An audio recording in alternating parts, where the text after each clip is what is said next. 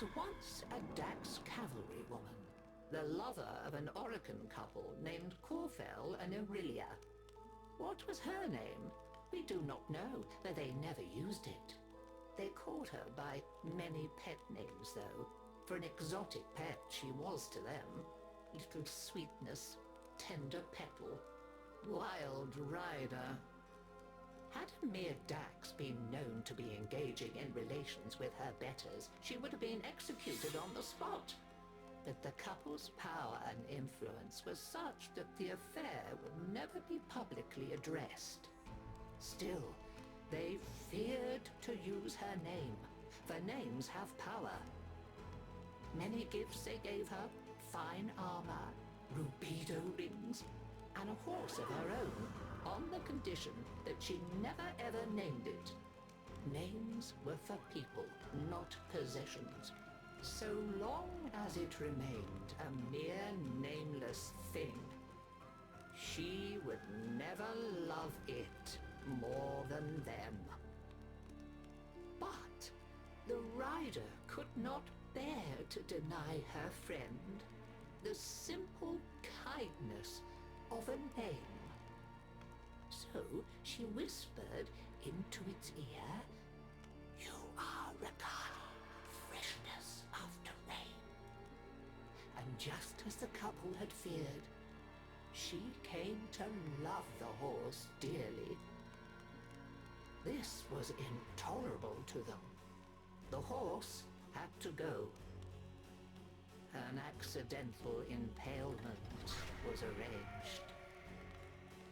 But fate played a cruel trick, and both rider and horse were impaled. Corfel and Aurelia hastened to her side. Ignoring the dying horse, they fretted over their lover as she coughed blood. Continuity was out of the question.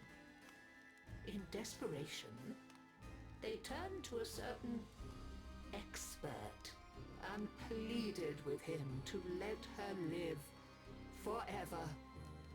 He returned the rider to them, transformed to a warrior of living steel. Her sweet and pretty face looked upon them with a smile that would never fade. For all their talk of forever, they wearied of her immediately. Now that the relationship was no longer taboo, they abandoned it. Parties became awkward when the rider stood vacantly by, useless as an abandoned doll. She had to go. They agreed. So, arrangements were made with a master of industry, and the rider, all unknowing, accompanied the couple to a facility. She lay down obediently when instructed, showed no emotion when the restraints clamped her limbs, and made not a sound when the full force of the dissolution beam blazed through her head, and out of the back of her steel skull. The couple were satisfied. Their sentimental mistake was dead, and furthermore, the smiling doll's face was erased. Now they could erase it from their memory. I doubt I need to tell you what faceless thing clambered jerkily from the facility's waste disposal heap in the still of a Navarus night. How she sought for her Dax Nakana and found only the overseer's whip-blade. Confused, vacant, she wandered. Why was she alone? Where was her loyal Rakali? She raged deep into despair and memory, and summoned up a ghost horse to run alongside her on the night winds. Now, at least, she was no longer alone. She groped for other memories, came up with hands overflowing with betrayal. When the morning sun rose on Corfell and Aurelia, they were faceless too, and quite still.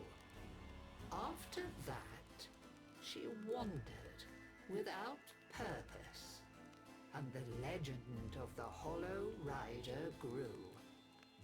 And so we come to my part in her story. You must understand, dear, that it is terribly bad luck to be out on Navarus with no gift to give a reveler. And yet, that was my plight as I stood, my old bones aching, before the dreadful figure on the road many years ago. I have no face, the figure before me seemed to say, in a whispering voice that spoke in my mind.